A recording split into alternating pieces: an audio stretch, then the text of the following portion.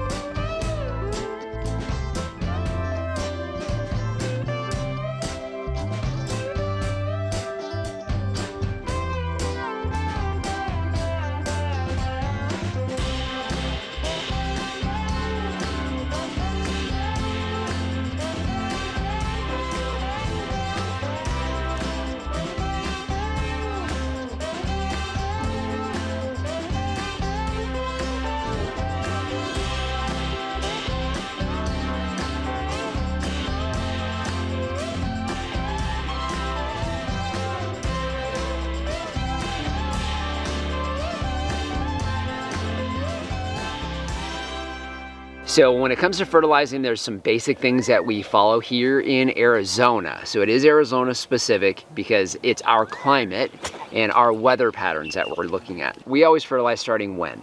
February. That fertilization is actually designed to help with what's happening with the trees right now.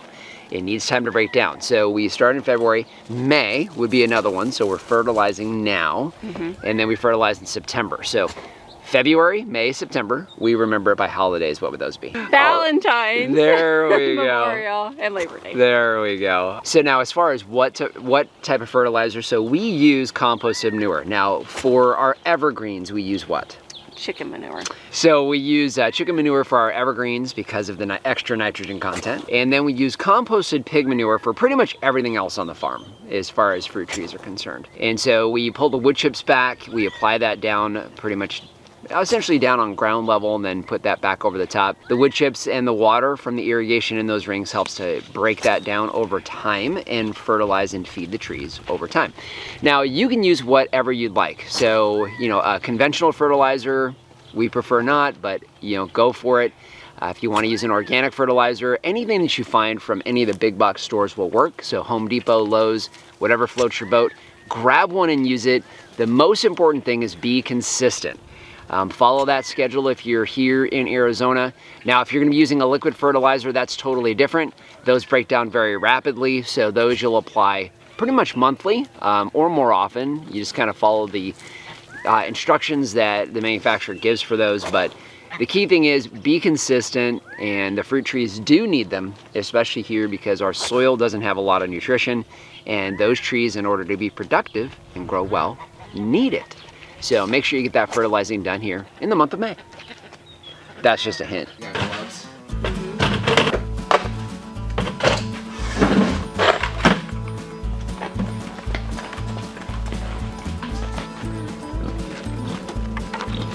This one is not.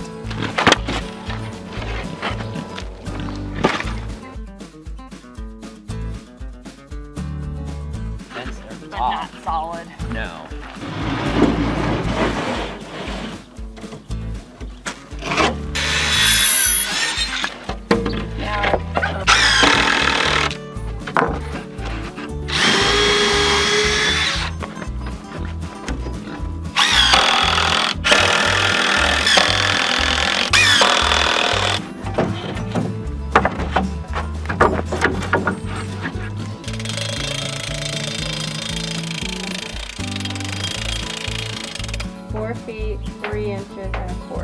The only question is how good of a skill my metal cutting is, and it's really bad. It's like worse than D level.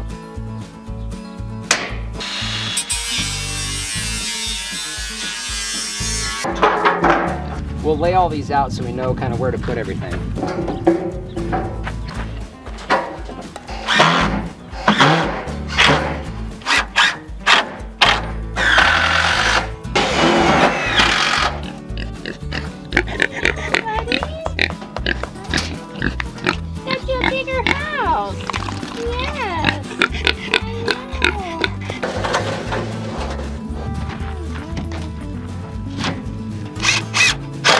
All right, so you guys know we raise cooney pigs here on the farm, and our male, we got breeders, and our male is Winston. So we started letting Winston outside of his enclosure. He actually does really good, and he's pretty short and stout, so we figure, hey, if he gets into anything, he won't do a whole lot of damage, at least hopefully not.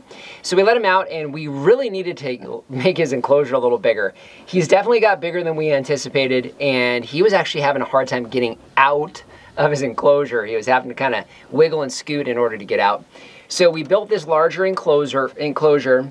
We have it attached well to the ground with some T-posts, and we'll be doing something very similar to this for their mating pen. We used a lot of recycled material. This is actually coming off of our old fencing that's being replaced by some metal fencing here over the next week or so. And of course, these pallets. These pallets actually housed the bricks for our garden beds that we put in 4 years ago.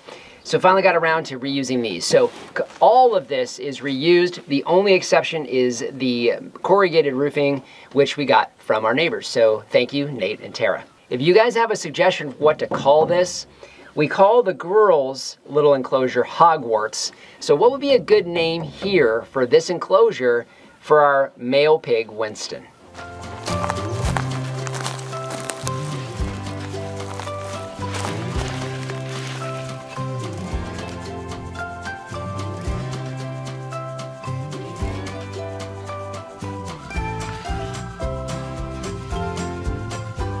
These are the Peter's Honey figs. Peter's Honey. So now we took this tree, is actually grown from a cutting, an air layered cutting off the old farm. Now we've only gotten ripe fruit off of this tree once before. It was during a heavy rain spring, and we had a heavy rain spring again. Obviously, we're losing a couple to birds, but you've got one that looks really good. Yeah. So what I want to do, let's go ahead and bust yours open. They're definitely underripe, but... Yeah, it's definitely not ripe. But let's give it a shot, and then I'll get a close-up of this one for you guys. Okay, so yeah, it's still really dry. Yeah. Super, super dry. I'm going to try the very, very middle, because it looks kind of juicy. That's the only thing that looks like it. Yeah. It would be good. Yeah, I'm definitely not ripe. Mine tastes like glue. Does yours taste like glue? Got kind of a coating on my tongue now. Yeah. Hopefully you guys can pick that up. But you can see it's still really, really dry. These will probably ripen a bit, but we have found that to be the case with the Peter's Honey. Even when because the birds are eating them, but even when they get to the point where they're just underripe, and normally the rest of the figs are nice and sweet, still juicy, and kind of have that honey consistency, this one doesn't do that for us here. So we'll see. Maybe we need to get some organza bags out and cover these and give them a shot. So just want to thank you for joining us today. If you haven't done so already, subscribe to the channel. We cover a lot of things here on this newly established functioning farm in the Arizona desert, and would love to see you on a regular basis. If you have any questions or comments, those go in the comment section down below. And our Amazon shop, I'll leave a link down in the description. That's a free, painless way to help support the channel. If you start with the link down below, it doesn't matter what you buy, you help to support us here. So just want to thank you for joining us today and remind you, if we can farm on the edge of nowhere. So can you. All right, I think this one's gonna be, Why try it again? I really want it to be good. Let's go pick some peaches, those taste good. Oh yeah. We remember by holidays, what would those be? February, Memorial Day, and Labor Day. February, Memorial Day, and Labor Day. Alright. Yep, that's exactly what I was thinking of.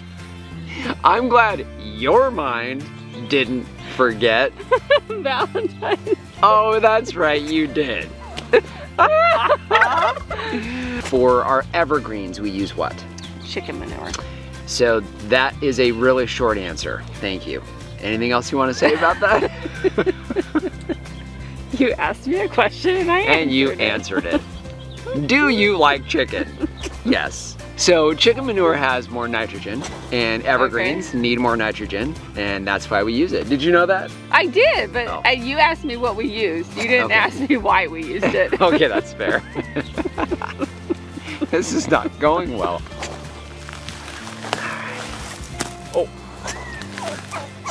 I was trying to go over as far as I could this way, hoping that it was gonna be behind you. That's okay. It's all right. You said it's all right. I did.